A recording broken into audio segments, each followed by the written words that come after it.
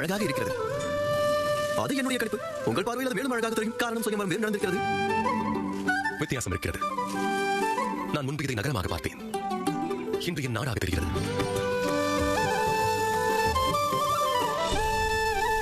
முதலில் தாய் கௌரிக்குத்தான் நன்றி சொல்ல வேண்டும். காரணம் சீதையை இங்கு நான் பார்த்தேன். சென்று வாருங்கள்.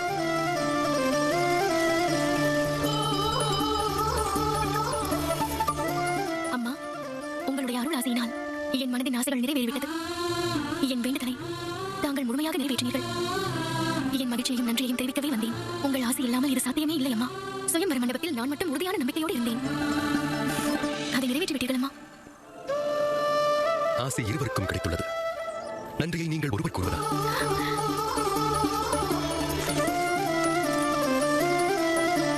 எம்பெருமானின் அருளாலும் அம்மா கௌரியின் ஆசையாலும் தான் உங்களை வாழ்க்கை துணையாக பெறப் போகிறேன்.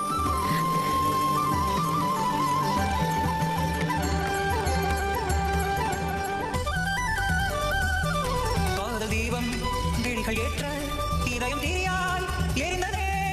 உன்னை என்னை தெய்வம் சேர்க்குமே. உன்னை நினைந்தே இருப்பெனமே.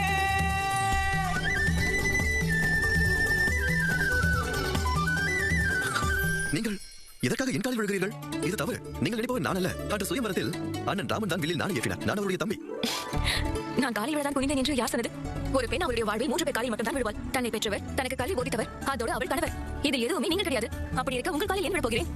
நான் பூவை எடுக்கத்தான் குனிந்தேன். இது சீதை அக்காவிற்கு மிகவும் பிடிக்கும். அதான் பறிக்க வந்தேன். தெரியாமல் ஏதோ மன்னிக்க வேண்டும். தரையில் விழும் பூவை உபயோகிக்க கூடாது என்று சொல்வார்கள். அதற்காக நீங்கள் வருத்தப்பட வேண்டாம். சற்று பொறுங்கள்.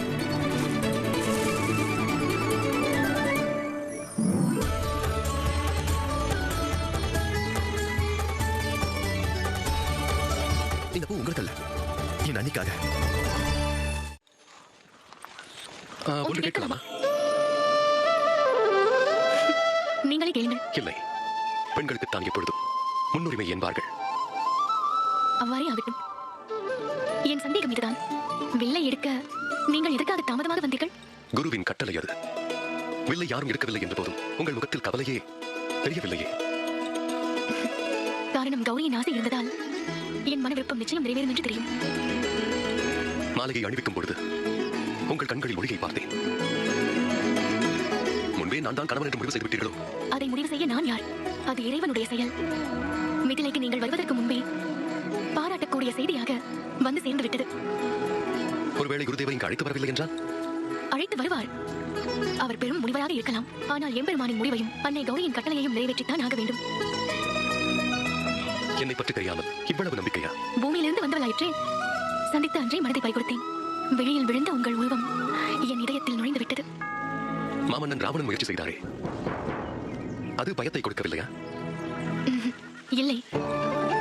காரணம், என்னுடைய 8 வயதில் நான் அந்த வில்லை எடுத்தேன். அதை வைத்து சொல்கிறேன். உடல் பலத்தால் அந்த வில்லை எவராலும் எடுக்க இயலாது. இருப்பினும் அன்று ராவணனின் பார்வையில் அவமானத்தை நான் கண்டேன். தோல்வியின் வலியை கண்டேன். என்னை பார்த்து அந்த பார்வை இருக்கிறதே, அதை இன்று நினைத்தாலும். அதற்காக கலங்குகிறீர்கள்? இப்பொழுது இல்லை. நீங்கள் தான் என்னோடு இருக்கிறீர்களே. உறுதியாக சொல்கிறேன், நீங்கள் பக்கத்தில் இருக்கும் வரையில் கலங்க வேண்டிய அவசியம் எனக்கு இருக்காது. உங்களுடைய இந்த வார்த்தை என் மனதை மேலும் வலுவாக்குகிறது. நான் கொடுத்து வைத்தவன். எமக்கு வாழ்க்கை துணையாக அல்ல, வழிகாட்டியாக அமைந்திருக்கிறாய்.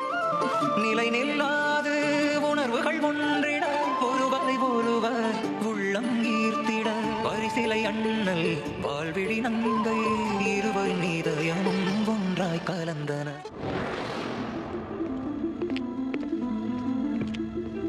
இவ்வளவு சீக்கிரத்தில் என் என்ன நிறைவேறும் என்று நினைக்கவில்லை. நான் வணங்கும் திருமாலின் அருளால் மனமாறி நல்வழி பாதையில் செல்லப் போகிறீர்கள். தாங்கள் அறியாமல் செய்த செயலுக்கு பரிகாரமாக தான் துறவரம் செய்வதற்கு ஆயத்தமானது பாராட்டக்கூடியதனா? என்னுடைய வருத்தம் எல்லாம் ஒன்றுதான். எப்பொழுதோ இதை செய்திருக்க வேண்டும். உன் வார்த்தையை செவி கொடுத்து முன்பே கேட்டிருந்தால் எம்பெருமானும் என் மீது கோபப்பட்டிருக்க மாட்டார். இந்த இலங்கைக்கு உன்னை போன்ற ஒரு நல்ல அரசன் தான். அசுரர்களை அழித்துவிட்டு நீ வீரத்தில் வல்லவன் என்று காட்டிக் கொள்கிறாயா? மாய வித்தையின் மன்னவன் நான். என்னோடு போட்டியிட்டு உன்னால் வெற்றி அடைய முடியாது. என் மாய சக்தியை பயன்படுத்தி எண்ணில் அடங்காத வீரர்களை வரவழைத்து உன் இனத்தையை என்னால் வேரோடு அழிக்க முடியும். இலங்கையை பற்றி யோசிக்காமல் உன்னை காப்பாற்றிக் கொள்ள முயற்சி செய்.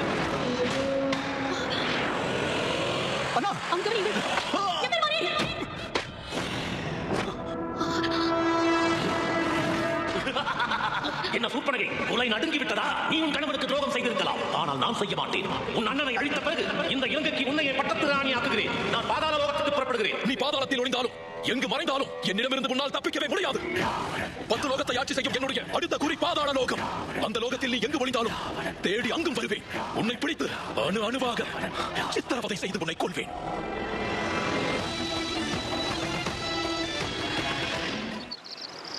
அயோத்தியிலிருந்து செய்தி வந்துள்ளது. எந்த நொடியும் தந்தை இங்கு வரலாம். நம்மை பார்த்ததும் தந்தை ஆனந்தம் அடைவார் அல்லவா? அண்ணா, தந்தை வந்து விட்டார்.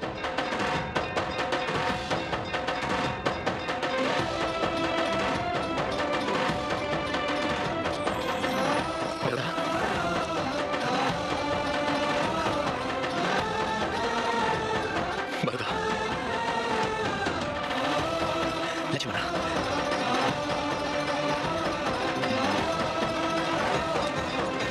பரதா, உடனே வந்து விட்டாய். செய்தி கிடைத்ததும் என்னால் அங்கு இருக்கவே முடியவில்லை. அடுத்த நொடியே உங்களை பார்க்க வேண்டும் என்ற ஆர்வத்தில் இங்கு வந்துவிட்டேன். நான் அடையும் ஆனந்தத்தை பற்றி வார்த்தைகளால் சொல்ல முடியாது. தாடகைக்கும் அகலிகைக்கும் முக்தி தந்ததை கேள்விப்பட்டேன். அதோடு அண்ணன் திருமணத்தை பற்றி கேள்விப்பட்டதும் உள்ளம் குளிர்ந்து விட்டது. உன் வருகை என்னை ஆனந்தத்தில் ஆழ்த்து விட்டது. ராமனண்ணா,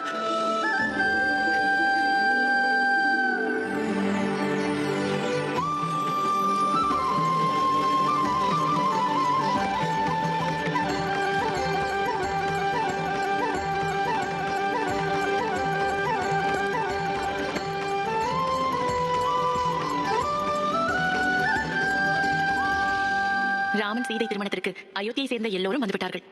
திருமண வேலையும் நெருங்கிக் கொண்டிருக்கிறது. நாம் எப்பொழுது செல்ல போகிறோம்? அந்த சுப நிகழ்ச்சியை காண்பதற்கு ஆவலாக உள்ளது. உமா, அந்த திருமணத்தை நாம் இருவரும் தானே முன்னின்று நடத்தி வைத்தோம். நீ திருமாலின் சகோதரியாக முன்னின்று சடங்குகள் அனைத்தையும் செய்தாய். அதோடு நான் லட்சுமியின் உடன்பிறப்பு என்ற முறையில் திருமண சடங்குகளை செய்தேன். அதை மறந்து விட்டாயா? நான் எதையும் மறக்கவில்லை. அந்த திருமணம் வைகுண்டத்தில் தேவர்கள் சூழ நடந்தது. இந்த திருமணம் நடப்பது பூலோகத்தில். அதை பார்ப்பதற்கே ஆனந்தமாகவும் அற்புதமாகவும் இருக்கும். இது பாருங்கள் பிரபு, நான் இப்பொழுதே அங்கு செல்ல வேண்டும். நானும் வருகிறேன் அம்மா.